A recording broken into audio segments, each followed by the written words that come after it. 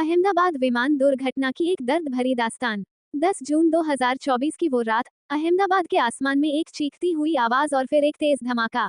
एक यात्री विमान जो दिल्ली से अहमदाबाद आ रहा था, तकनीकी खराबी के कारण रनवे से कुछ ही किलोमीटर पहले दुर्घटनाग्रस्त हो गया। इस हादसे में 132 यात्रियों की जान चली गई।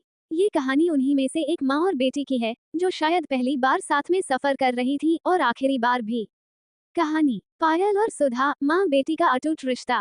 पायल, एक 24 साल की युवती, जो दिल्ली में एक मल्टीनेशनल कंपनी में काम करती थी। उसकी माँ सुधा देवी, अहमदाबाद में अपने छोटे से घर में अकेली रहती थी। पायल ने माँ के जन्मदिन पर उन्हें सरप्राइज देने की ठानी और फ्लाइट से सीधे अहमदाबाद पहुंचने का निर्णय लिया। फ्लाइट नंबर AI 792, वो फ्लाइट जो कभी अपने गंतव्य तक नहीं पहुंची। पायल ने फ्लाइट में बैठते ही अपनी माँ को एक कॉल किया।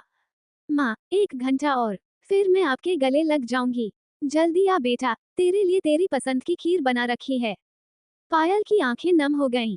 माँ के लिए लाए तोहफे को उसने बैग से निकाला और मुस्कुरा दी। लेकिन फिर आसमान में बादल घिरे थे और कुछ तकनीकी खराबी के कारण फ्लाइट को बार बार घुमाया जा रहा था। यात्रियों में हलचल थी, कुछ लोगों ने प्रार्थना शुरू कर दी थी। पायल ने दोबारा माँ को कॉल किया। माँ, कुछ गड़बड़ लग रही है। अगर मैं ना पहुँच पाऊँ तो। ऐसा कुछ मत बोल बेटा, तुझे कुछ नहीं होगा। मैं तेरा इंतजार कर रही हूँ। फिर एक जोरदार धमाका हुआ। फ्लाइट अहमदाबाद एयरपोर्ट से 6 किलोमीटर पहले एक खुली जमीन पर क्रैश हो गई। दर्द का आलम और इंतजार की घड़ियां। अगली सुबह हर न्यूज चैनल पर एक ही खबर थी। 132 यात्रियों से भरी फ्लाइट दुर्घटनाग्रस्त, बचने की कोई संभावना नहीं। सुधा देवी उस स्क्रीन के सामने बैठी थी, उनकी आंखें बस पायल की तस्वीर ढूंढ रही थीं। फोन की घंटी बज रही थी, लोग सांत्वना देने आ रहे थे। लेकिन सुधा की आंखें बस दरवाजे की तरफ टिकी थीं। वो आएगी, जरूर आएगी, मुझे सरप्राइज देना चाहती थी ना। अस्पताल की लाशों में एक बैग मिला, जिसमें माँ के लिए खरीदा हुआ एक तोहफा था और एक चिट्ठी। माँ, मैं आपकी जिंदगी का सबसे खूबसूरत तोहफा बनना चाहती हूँ। आज जब आपको गले लगाऊंगी, तब सब अधूरी बातें पूरी होंगी। सुधा उस चिट्ठी को सीने से लगाकर फूट फूट कर रो पड़ी।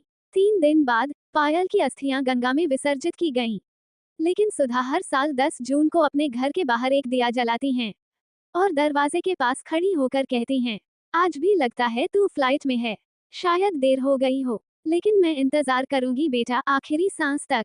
ये कहानी सिर्फ एक माँ और बेटी की नहीं, बल्कि हर उस इंसान की है जिसने अपने किसी प्रिय को खोया है और दिल से बस इतना चाहता है कि काश एक बार और मिल लेते।